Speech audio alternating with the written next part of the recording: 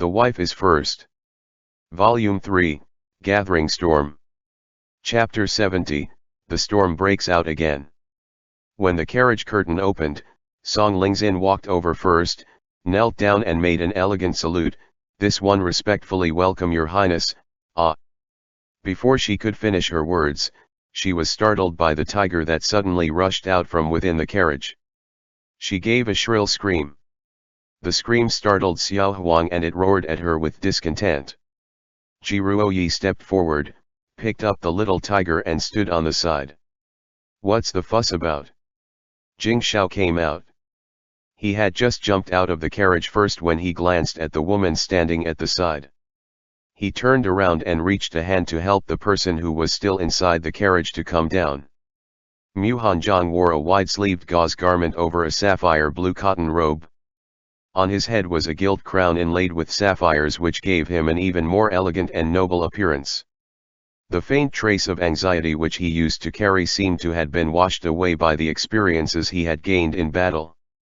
His entire demeanor was just like the treasure sword Hans Hang pulled from its sheath, attracting everyone's attention. The servants in the estate were all stunned. "Miao," she whispered to Ji Shi, "the prince consort is becoming more and more beautiful. Your Highness Prince Consort Chang, this servant has been looking forward to your return day and night." Yunzu came over excitedly. Mu Hanjiang glanced at Song Lingzin. For some reasons, he felt an indescribable discomfort in his heart. He turned to look at Jing Xiao who was next to him. Jing Xiao also looked over at the same time and saw that his prince consort was unhappy. He hadn't felt this way before, but whenever he looked at this concubine now, he would always feel extremely guilty. He couldn't help but said angrily, "Who allowed you to come out?" He almost forgot about this person. Now that he had seen her, he remembered that he had given an order before that she was not allowed to leave the west courtyard without his explicit permission. Why was she standing here now? "Your Highness." Song Lingzin originally had hoped that Prince Cheng would have forgotten about that matter, so she dressed up especially nicely to welcome him, but things didn't turn up as she was expecting. Jing Xiao became more furious the more that he looked at her. Just as he was about to explode, the person beside him grabbed his hand and said, "Let's go in. The wind is strong outside." Mu Hanjiang squeezed his palm. Standing in front of estate and reprimanding his concubine, what would it look like to other outsiders? Besides, Hao Das Hao was also with them. Jing Xiao glared at Duo Fu before putting his arms around his prince consort's waist and said, "Let's go." After exchanging a few words with Hao Das Hao, the two of them walked in first. Hao Das Hao couldn't say anything about Prince Cheng's family affairs, so Steward Yun personally showed him to the room where he could rest. Duo Fu's steamed bun-like face wrinkled up as he said to Song Lingzin, who was standing on the side with an ashen face, "Concubine Song better go back to the west courtyard quickly. Don't get the slave in trouble." There was not a single change in the estate, even with the plants and trees. After being away for half a year, there was a strange feeling of both familiarity and unfamiliarity. After riding the carriage for a whole day and then being tossed around at the city gates for some time, they were both very tired. The servants had already prepared hot water, so the two of them took a bath together. Jing Xiao stuck to his prince consort's side, kissing and caressing him, but he was pushed aside. Refusing to give up, he tried to get close up again. "I'm tired and have no energy." Mu Hanjiang struggled against his arms. Jing Xiao gently nibbled at the fair and luscious shoulder and coaxed, "I won't go all the way. Relax, all right." Jing Xiao's words when it came to this were not to be trusted. Mu Hanjiang pursed his lips but did not rebuke him. He let Jing Xiao's lightly calloused hands to caress his chest. "About Lady Song. What are you planning to do with her?" Mu Hanjiang leaned on Jing Xiao's shoulder as he looked up at the multicolor cloud carvings on the eaves. Although their days out of the residence was hard, fewer things troubled his heart out there. When they've just returned to this richly decorated estate, he unexpectedly felt a little uncomfortable. Jing Xiao paused upon hearing this and asked, "Jealous?" Then he chuckled and bit one of Mu Hanzhang's ears. "You're an imperial prince, having 3 wives and 4 concubines was just to be expected, this one, Mu Hanzhang moaned as a finger suddenly stirred him up inside. Mu Hanzhang bit his lower lip. Although the hot water had relaxed his body, the sudden penetration inevitably caused some pain. "You are not allowed to say such things." Jing Xiao was a little unhappy. Such words made him feel like he was back to that time when he had just returned from the past. Now that the two of them have gone through together so much, why did Jun Qing still talk like this? Mu Hanzhang frowned and endured the unlubricated fingers that were stretching the opening of his body. He bit his lips, refusing to make a sound. Seeing him like this, Jing Xiao couldn't help but start to feel distressed. He calmed himself down and thought about what Mu Hanzhang said just now. Suddenly, realized that those words were simply uttered out of jealousy. He couldn't help but felt happy again. He leaned over and dropped kisses on Jun Qing's face. His fingers eased up as he searched for the particular spot. When he found it, he kneaded and pressed it over and over again. Mu Hanzhang pressed his lips tighter, still refusing to make any sound, but as Jing Xiao's hands moved faster and faster, a broken moan still spilled out. Pressing that point with one hand and stroking Jun Qing's thing which had already hardened up, Jing Xiao put his mouth near his ear and softly murmured, "If you satisfy this husband tonight, I will divorce her tomorrow, yeah." Mu Hanzhang turned his head to distance his ears from his mouth and replied, "If your highness is not satisfied, your highness can go to your concubine, Two fingers with ice-cold fragrant ointment penetrated into his body once again, rubbing and twisting his insides. "What should we do? This prince can't get hard with anyone except you." Jing Xiao smiled and lifted his wife up slightly. "You, When Mu Hanzhang heard him said such vulgar words, his pink handsome face turned redder. Just as he was about to say something else, the hands that were caressing him suddenly released him and made his body drop down so that Jing Xiao's hard cock that had been waiting for a long time, thrusted straight inside his body. "It hurts." Mu Hanzhang leaned on Jing Xiao's shoulder and panted as he whispered. In reality, Jing Xiao had already prepared his body thoroughly, so it wasn't particularly painful anymore. Moaning gently like this seemed more like he was being coquettish. Jing Xiao heard this soft moan and groaned. He pinched the chin of the person in his arms and kissed him fiercely. "Jun Qing, you are learning some bad things." Mu Hanzhang felt that his mind went blank and didn't quite understand what Jing Xiao meant, so he made a confused hoarse sound. Jing Xiao curled his lips at his dazed appearance. In his heart, he was glad that Jun Qing finally learned to relax in time like these. Stretching out his arms to wrap them around Jun Qing's waist, he started to thrust in vigorously. Ji Shi, who had come to deliver the meal, stopped everyone in their tracks. She told the other servants to put down the food they were carrying and leave immediately. She looked at the closed inner room and left with a blushing face. By chance, she came across Ji Ruoyi, who was holding the little tiger. She smiled and greeted her. "Miss, His Highnesses are resting inside, so don't go in yet." Ji Ruoyi glanced at this maidservant who was smiling kindly but had scrutiny and hostility in her eyes. She secretly thought to herself, how tedious.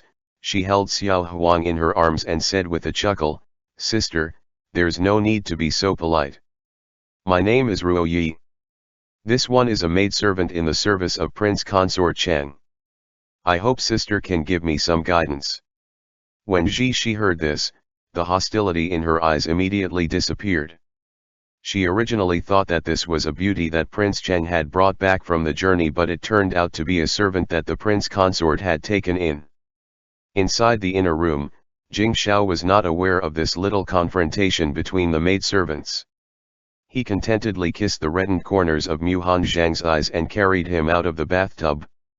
Mu Hanzhang lay limply on Jing Xiao's shoulder. His body that had been tired from the beginning was now so exhausted that he couldn't even lift a finger. "Are you hungry? I'll have them to prepare food." Jing Shao put his wife on the bed and covered him with the quilt. "I don't want to eat it." Mu Hanjiang muttered and turned to his side away from him. Jing Shao put on his underclothes and hugged his wife over the blanket, giving him a kiss. "No matter how tired you are, you should still eat, even a little." After saying that, he stood up and left the inner room. Not long after, Shi brought a bowl of porridge and 2 plates of side dishes and placed them next to the bed. Then she lowered her head and withdrew. Jing Shao happily scooped up the person on the bed and carried him into his arms. Then he took the bowls to feed his wife. "When you go to court tomorrow, don't be impulsive even if anyone says anything sarcastic." Mu Hanjiang took a bite and reached for the spoon, but Jing Shao put it out of his reach. "I have to go to Prince Rui's estate after the court session tomorrow and tell my brother about the king of Huainan."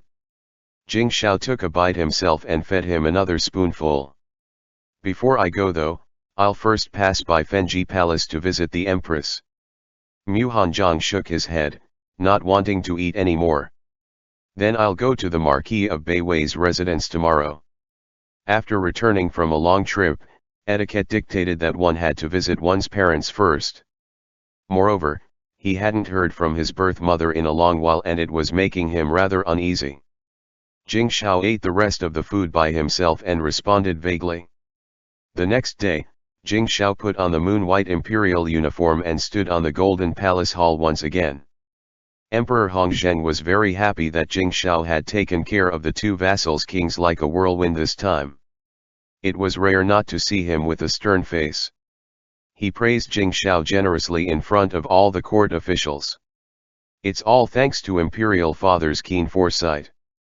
This third prince was merely following his orders. Jing Shao lowered his head and replied humbly.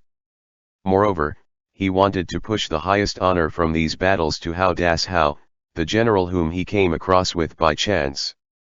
Emperor Hongzheng was very satisfied with his behavior. He felt that after the son of his return from the war campaign, he had become much calmer and had better temperament. He sent an imperial decree to summon Hao Das Hao to have an audience with the emperor. Moreover, when he heard that he was a descendant of the famous General Hao from the previous dynasty, he immediately promoted him into a Zhenqiu general. The ministers in the court also sang their praises while the 4th prince, Jingyu, kept his head lowered with a gloomy expression on his face. The eldest prince, who had gone to fight with the barbarians in the north, have not even returned yet, but Jing Shao had already pacified the 2 vassals. Moreover, he had brought back a formidable general to the imperial court. He winked at the official opposite to him. Jing Chen looked calmly at his younger brother, who was standing in the center of the hall, but one wouldn't be able to tell whether he was happy or angry. "Your Majesty, we should definitely give our congratulations to His Highness Prince Cheng for such a great victory. This is truly worthy of a celebration. However, rewards should be given clearly, but punishment should be given as well." An official suddenly stepped forward and spoke. Jing Shao stood up straight. He contained his gaze and remained silent, not responding to those words in any ways. The official waited for a long time, but no retort was heard from Prince Cheng. The court hall suddenly became quiet, which made the official felt embarrassed. He had no choice but to press forward and said with a brave face, "As for what the punishment was for, this subject believes that the Assistant Minister of War would know about it best." As soon as these words came out, everyone's expression suddenly changed. Song-in, the Assistant Minister of War, was the biological father of Prince Cheng's concubine. Now he was coming forward to criticize Prince Cheng? Jing Chen glanced at Song-in, who was trembling as he stepped out, and his eyes gradually became darker. "Your Majesty, this official would like to report that His Highness Prince Consort Cheng defied conventions of staying at home to manage the residence and instead, secretly followed His Highness Prince Cheng to the battlefield," Song-in declared as he broke into cold sweats. "That's true, Your Majesty." The Count of Yongchang also stood up and said in a loud voice, "Prince Consort Cheng actually ignored etiquette and treated state affairs as a petty matter. This subject thinks that this deserves severe punishment.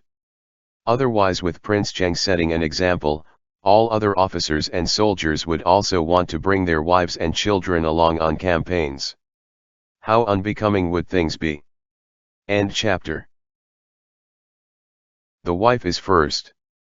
Volume 3, Gathering Storm. Chapter 71, Consequences. Jing Shao turned to look at the Count of Yongchang.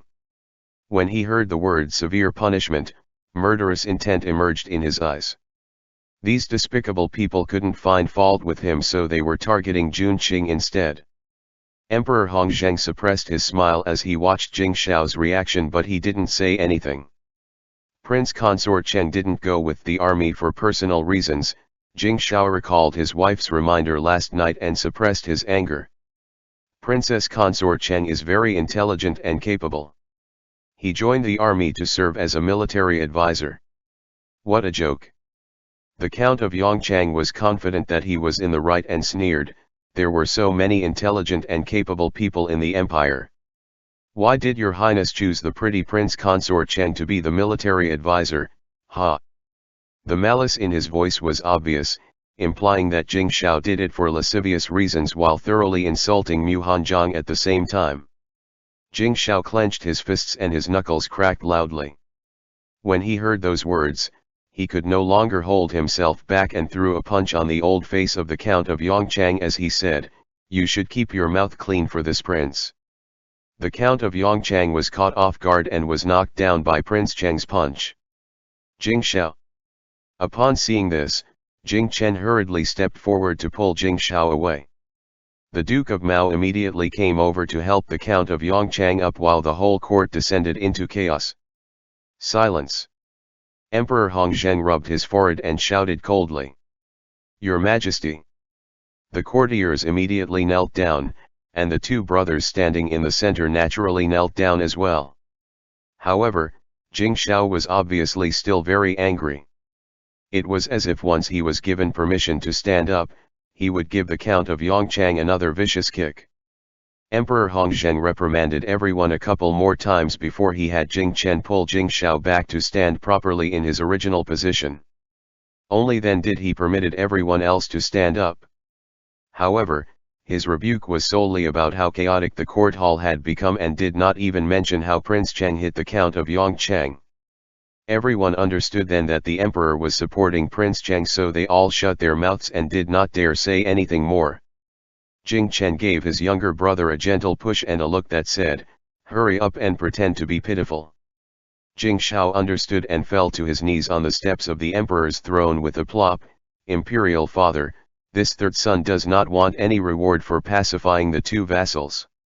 This third son would only ask Imperial father not to punish this prince's prince consort." In order to protect the 20,000 soldiers in the camp, Prince Consort Cheng was severely wounded during the attack of the mounted archers from the southeast. He remains in poor health until now and won't be able to withstand any punishment. He even kowtowed 3 times and his voice sounded choked. He recalled how Jun Qing fainted from the pain which until now still made him feel like a knife was being twisted inside his heart. The courtiers became silent for a moment. Prince Cheng's victory in subduing 2 vassals in just a few months this time was an unbelievably remarkable achievement. As an imperial prince, he could no longer be bestowed another promotion, and to offset such a great achievement with such an unwarranted crime, that was just too unfair. Thinking about how Prince Cheng was the legitimate son of the former Empress Yuan and achieved great military exploits, and yet was forced to marry a male wife. Not only had he accepted his fate, but now he even had to do this in order to protect his prince consort. Even the most neutral of factions could not help but felt sympathy in their hearts. Emperor Hongzheng gradually frowned as his eyes swept across everyone's expressions, and finally landed on the 4th prince, who lowered his head and remained silent. The 4th prince felt his imperial father's gaze but did not dare to raise his head. This prince thinks. Upon seeing that no one intended to step forward and speak, Jing Chen slowly opened his mouth, that since Prince Consort Cheng is a man, there should be nothing wrong for him to leave the inner court.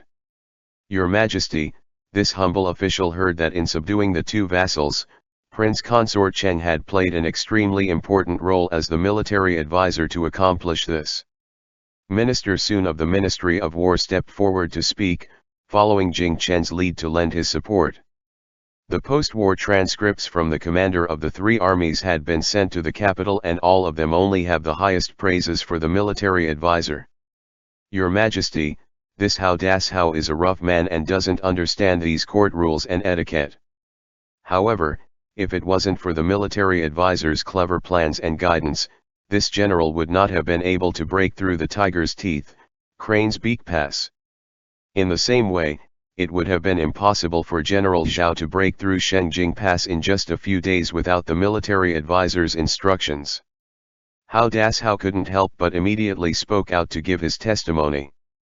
This subject can testify that the auditing of the military accounts was entirely due to Prince Consort Cheng's hard work. The newly appointed Minister of Revenue Xiao Yuan also stepped forward. It was all thanks to the military advisor's inspection and investigation of the military accounts that he could be promoted. Except for the Duke of Mao and the Count of Yongchang, all the other courtiers unexpectedly stepped forward one after another in support. Zhen had given a special permission for Prince Consort Cheng to leave the capital. Emperor Hongzheng said calmly. The Count of Yongchang looked at the fourth prince as if he was struck by lightning. Song An was already shaking like chaff, and Jing Yu himself suddenly turned pale. He knew clearly that his imperial father was aware of Prince Consort Cheng's departure from the capital. The purpose of this scheme today was to give his imperial father an excuse not to generously reward Prince Cheng and in order to suppress Jing Shao's arrogance. However, it now seemed that the emperor intended to protect Jing Shao to the end. Prince Consort Cheng Muhanzhong passed the provincial imperial examination at a young age of 17. He is indeed a very intelligent and capable person. Zhen especially ordered that he assist Prince Cheng. Emperor Hongzheng gave a profound look at the fourth prince before his gaze swept over to the Count of Yongchang, who thought himself to be clever. Then he continued, this time, the two vassals were subdued in mere 4 months and should be recorded as Prince Consort Cheng's first meritorious service. Zhen proposes to confer him the title of a marquis. The Ministry of Rites shall choose the title and select an auspicious date for the ceremony. If a man marries into the imperial family, he would be recognized as a partial royal descendant of the imperial family. If he performed meritorious service, he could be awarded a title. However, since the founding of the country, very few descendants of the imperial family have married a male wife. Even if they did, no one had ever performed meritorious service before. Thus, most people had almost forgotten this imperial law. It was as if a storm was gathering in the imperial court hall. However, the atmosphere in the Marquis of Beiwei's residence was even more strange. Mu Hanzhang got off the carriage and walked into the residence. He felt that the whole mansion was eerily quiet. Even the servants in the front yard seemed to be holding their breath, walking quickly, and seemed to be very nervous. He couldn't help but frown and ask Steward Wang, who was personally leading the way, has something happened? Steward Wang was the chief steward of the front yard. Why was it him who came out to greet Mu Hanzhang? Where were the rest of the other servants? Steward Wang looked around and whispered quietly, to tell the truth, young master, the eldest young master is seriously ill and is bedridden. Madam is in a bad mood. Mu Hanzhang understood clearly that Madame Du must be very irritable right now. Scared of being her punching bag, the servants were all afraid of being singled out. He raised his hand and gave Steward Wang a jade Buddha pendant as he said, "This is a gift I brought for Uncle Wang when I was out this time." How generous of young master. Steward Wang immediately burst into laughter and took it with both hands. Mu Hanzhang curled his lips but said nothing. He continued walking towards the back courtyard. The Marquis of Beiwei should still be at the court, so he was going to see his legitimate mother. "Young master, please go this way." Steward Wang raised his hand and pointed towards the Marquis of Beiwei's study. "Father didn't go to court." Mu Hanzhang frowned. When he saw the Marquis of Beiwei, who seemed to be in perfect health and yet was just reading in the study, his heart couldn't help but jump. Today, Jing Xiao had reported to the imperial court and should be currently receiving reward and commendation for his meritorious deeds, and yet during such a joyous occasion, his father had feigned illness and stayed at home. Could it be? Thinking about things like this, he couldn't help but start to worry about Jing Xiao. Mu Jian, the Marquis of Beiwei, was very happy to see that his son had returned. After chatting with him for a while, Mu Hanjiang gifted his father one of the ancient treasure sword. Isn't this Hua Feng? The Marquis of Beiwei looked at the sharp sword in his hand with much excitement. He compared the sword with the pictures of famous weapons on the wall. This son is not good at recognizing such things, but Prince Cheng said, "It is so." Mu Hanjiang said warmly. "Good. Very good." Mu Jin admired the sword happily for a long time. When he looked up, he saw Mu Hanjiang standing respectfully beside him with his head lowered. His demeanor had become more noble and dignified compared to before he left home. He couldn't help but sigh heavily. "What is troubling father?" Mu Hanjiang personally refilled his father's cup of tea. The Marquis of Beiwei had a complicated expression on his face and couldn't help but sigh once again. "The family has not been peaceful recently. You should go see your mother.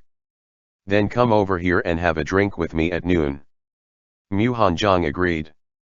Despite what his father said, he still went to pay his respects to his legitimate mother first. Madame Du looked a lot haggard, but she still insisted on talking to him. The look in her eyes as she gazed at him was not quite right.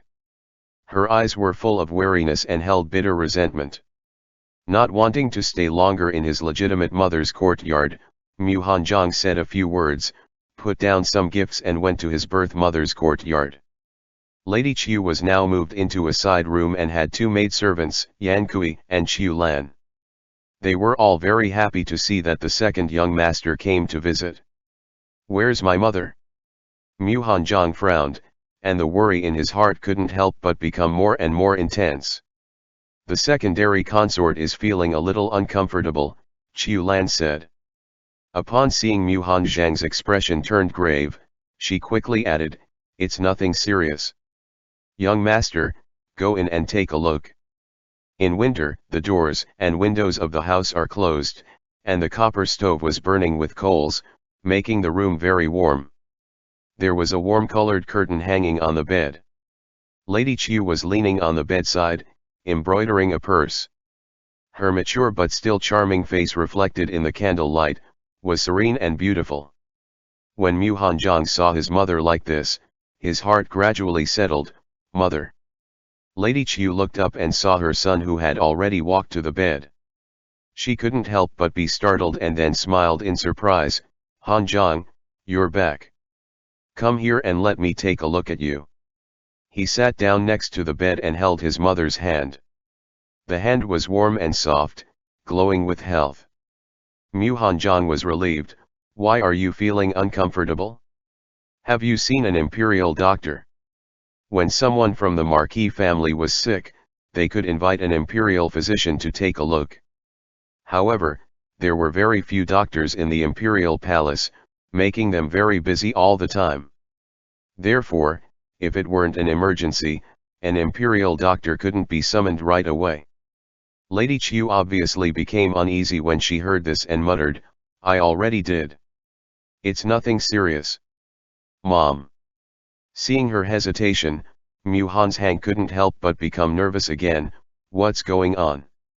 Lady Qiu lowered her eyes but did not answer. She turned to ask instead, "In the battlefield, swords have no eyes. My heart worried over you every single day. I was afraid that you would meet a most unfortunate situation. Let mother see if you get injured. I'm going to invite an imperial doctor right away." Seeing that his mother refused to say anything, Mu Hanjiang stood up and was about to go out but was held back. "Aya, why did you learn from Prince Cheng and assume that wind always mean rain?" Lady Qiu pulled him back and scolded him, but her face was a little red. "I haven't seen the imperial doctor yet, but I know what's going on." Mu Hanjiang frowned. He sat back and looked at his mother quietly for a long time, and suddenly he understood. "Mom, am I going to have a younger sibling. Madame Qiu couldn't help but blush even more. She was already this old. Telling her grown son about this was truly embarrassing. I'm guessing that it is, but I'm not sure yet. Don't tell anyone. No one knows yet. This is a good thing. The expression on Mu Hanzhang's face gradually relaxed and became filled with joy. This proved that his mother had lived well during this period and was in good health since she was able to get pregnant again at this age. He suddenly remembered the words of Steward Wang. He calmed down and slowly suppressed his smile. There seems to be some unrest in the residence recently. Please don't make any announcement about it yet. I will find an imperial doctor that I'm familiar with to come tomorrow.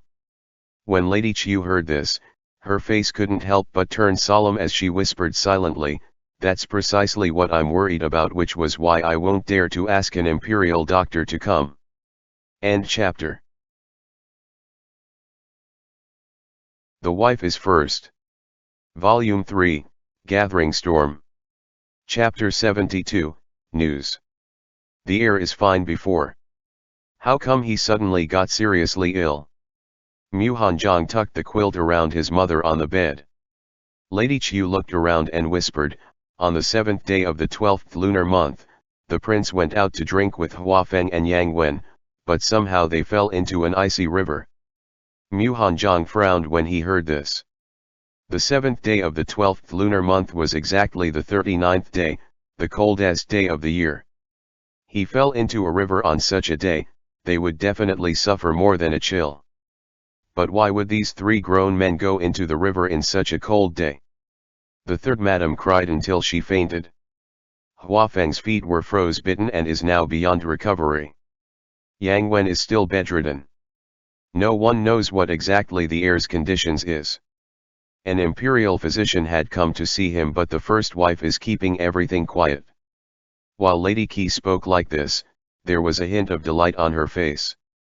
That year, it was these three boys who pushed Hanzhang into the pond and harmed his body. Now they finally got their retribution. How did they fall into the river? Mu Hanzhang found all of these occurrences really strange. Lady Qiu looked at the window again and lowered her voice.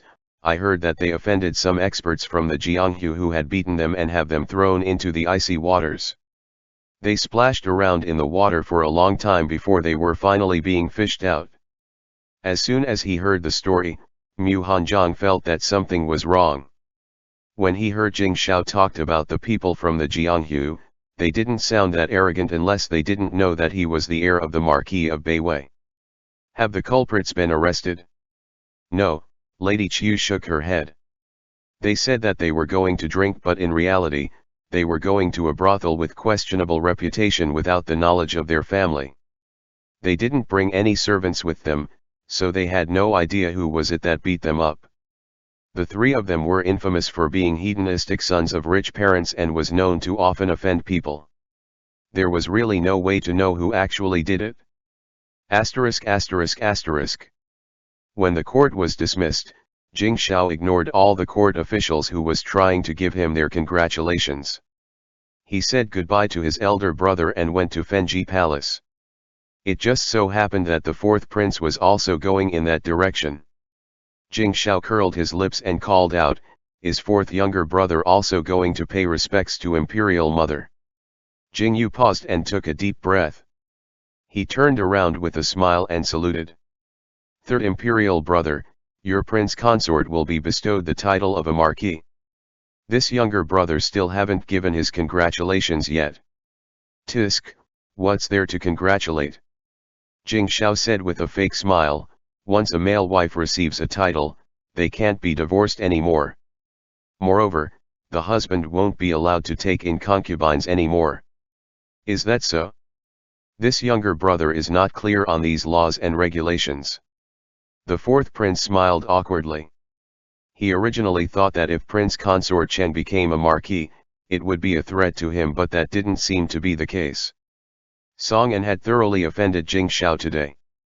Jing Xiao most likely would never favor that daughter of his again, but he won't be able to take in more concubines, and Jing Xiao didn't have any heirs yet. Humph. Jing Xiao snorted mysteriously. That day, he had seen his own prince consort reading the imperial laws and regulations. Out of curiosity, he went over to read it and saw the stipulation that stated if a male wife had a title, then the husband couldn't take in any more concubines. At that time, he had been thinking that he might as well kill Mu Lingbao and have the title of Marquis of Beiwei be passed on to his own Jun Qing so that he would have a legitimate reason not to take in any concubines again. The proposal to confer him a title today had saved him a lot of trouble. The two men who maintained the appearance of respectful brothers made their way into Fenji Palace together. The Empress put on the act of being a loving mother and even commented that Jing Shao looked healthier and more robust after his expedition, which made Jing Shao get goosebumps all over. He hadn't brought any gifts for the Empress and only said that the army camp was poor. The Empress naturally had to put on a doting face and rewarded him with a lot of good things which Jing Shao took without any reservations at all. This Empress had some misunderstandings with Prince Consort Cheng the day before you left. You have finally come back after so much hard work. Do let him come visit the palace when he has the time. This Empress have kept a lot of good things for him for the new year, the Empress said as her smile stretched from ear to ear. This third prince would like to thank Imperial Mother on behalf of Prince Consort Cheng. Jing Shao bowed half ceremoniously, said a few more polite words and left with the gifts he had been given. The Empress' hands that were hidden inside her phoenix robes were clenched so tight that they've turned white. He came empty-handed. How impudent. I don't believe that he didn't get any benefits after searching the southeast and southwest palaces. The fourth prince said angrily. He originally thought that if Jing Shao brought something to offer to his mother, he could use that object as evidence that he withheld some valuables and convict him of corruption. Who would have thought that this man's face was as thick as the city wall? He came empty-handed and left bring away a lot of things with him. These are all trivial matters. The Empress picked up her teacup and took a sip. What rewards did the Emperor bestow on him today? Imperial Father didn't reward him much, but he conferred a marquis title to Prince Consort Cheng and had the Ministry of Rites choose a title and the date to officially conduct the ceremony. As the fourth prince said this, his expression couldn't help but turned a little gloomy. The way that Imperial Father had responded today showed that he intended to fully protect Jing Shao. What did you say? The Empress suddenly raised her voice. The Emperor was already dissatisfied with Jing Yu regarding the issue with the Ministry of Revenue the last time. Today, he asked her younger brother, the Count of Yongchang, to speak up to show that the fourth prince was filial to his father. They didn't expect that the Emperor would not appreciate it. Now, even a fool knew that the scheme was instigated by the fourth prince and Jing Yu's prestige in the court would be greatly affected. After 2 days, rumors may come out that the fourth prince had lost the Emperor's favor. The fourth prince was also very angry. He could clearly see the aggrieved gaze of his uncle, the Count of Yongchang, during the court session. After the court was dismissed, his uncle had pulled him aside and said, "Your Highness, I am your uncle. How could you harm me like this?" Jing Yu couldn't help but sneer coldly. If he had told the Count that his imperial father had allowed Prince Consort Cheng to go with the army, how would this cowardly uncle of his be willing to step forward and voice such accusations? No, we can't let him be made a marquis. Once this matter is settled, talks will come out confirming that you have instigated this trouble. By that point, we won't know how the rumors will spiral into. The Empress kneaded her temples with one hand and frowned deeply. The Emperor was clearly concerned about Prince Cheng's great achievements before. Why had his feelings changed suddenly? Unless she had guessed the Emperor's intentions wrongly. ******. Jing Shao walked out of the palace gate and asked the palace attendants to hand over the Empress reward to Yun Song. He then rode Xiao He leisurely towards Prince Rui's estate. Where is Xiaozi? Jing Shao looked around. Whenever he came over to this residence on a weekday, Princess Consort Rui would always show up with tea and snacks. She just gave birth to a son just before the new year and she still hasn't completed her month of confinement after childbirth, Jing Chen said nonchalantly. Well, congratulations Gerger. Jing Shao said with a smile. Now Ye Qian has 3 sons and 2 daughters. Amongst the imperial princes, he has the most heirs. Emperor Hongzhen was very satisfied with this. The ceremony for conferring the title of Marquis shouldn't be too grand. Go back and tell your subordinates that Ye Qian was in charge of the Ministry of Rites. Naturally, he would be handling the ceremony to confer the Marquis title. Jing Shao's achievement was too prominent and attracting all sorts of reactions as if he was still in the middle of a war. Being too eye-catching would be detrimental. Jing Shao nodded. Although he wanted to hold a grand ceremony befitting his prince consort, Jun Qing would certainly not like it and he would actually be happier with a simple one. The current king of Weinan has come to the position recently, Ye Qian said after listening to his brother's story. He pondered for a moment before he said, "This matter is of great importance. It's better to be cautious. Later in the year, I will ask for an assignment from Imperial Father that would take me to Jiangnan. I would like to meet him myself." Jing Shao nodded in agreement. It would be best for his brother to meet with the king of Weinan.